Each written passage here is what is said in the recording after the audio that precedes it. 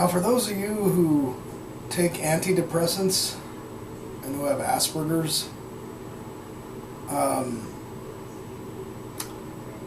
not sure how it's going to affect most of you, but I can tell you from my personal experience taking antidepressants. I took Celexa for about a good 6 months.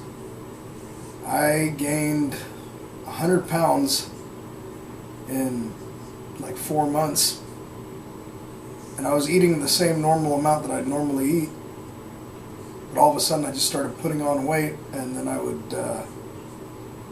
find myself blacking out a lot when I took the pill, and I'd always constantly be fatigued and tired and just didn't feel good.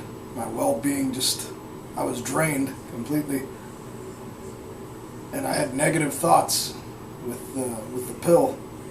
But once I stopped taking it, I stopped feeling that way. I mean, I don't know exactly. I've heard over the years that antidepressants do make people gain weight. It sometimes can worsen their mood, especially if they're on the wrong pill.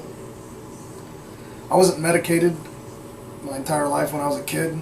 I never took medicine for my Asperger's or ADHD or anything. Whereas other people I knew were getting medicated at 5 years old and still medicated to this day, but they're not in the best of health. Their health is really bad.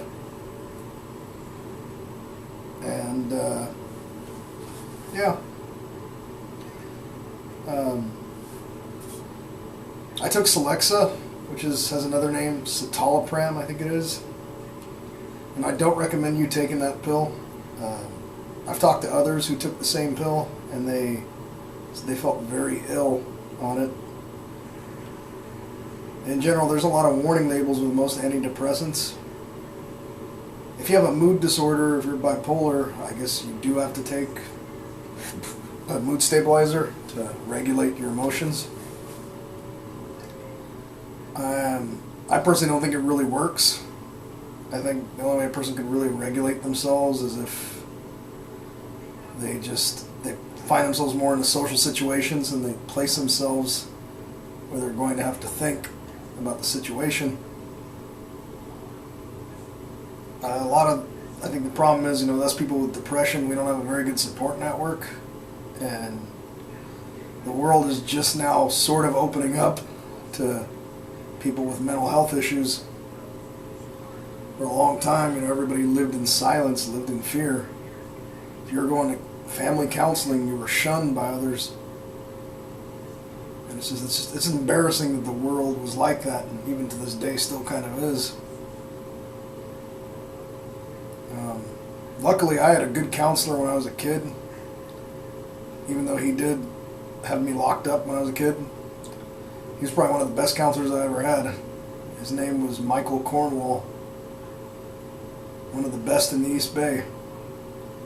He's long since retired, but he had done this work for over a good 30 years. And he helped me out a lot personally. I learned a lot from him.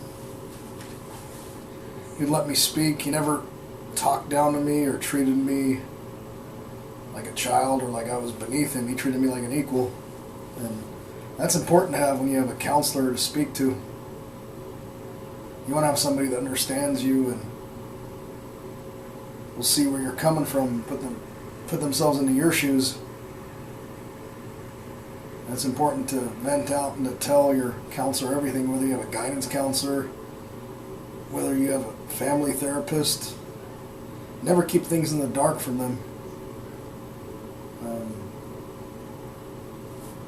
Coming from a unstable home, I can tell you, thus far, I pretty much made it in life. I'm now on my own. I mean, I've got some painful memories, but I try not to let it drag me down. A lot of people seem to just get lost in those memories, and all hell seems to break loose. Whether they'll be addicted to some kind of substance to heal from the pain, to self-medicate, or they'll go out and commit a crime because they're so angry.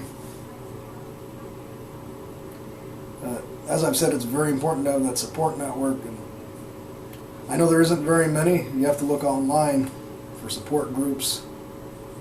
certain churches that help out low income and homeless, they've got some resources for mental health that you guys might want to look into if you guys are feeling like you need mental health help. I mean, the help's not outright where you always see it, but it's there if you want it. You have to want to have it.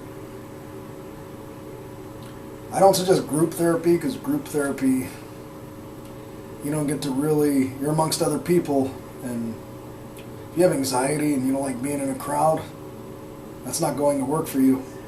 You need to be in a private setting where you're going to have one-on-one time with your counselor or an individual that's going to listen to you.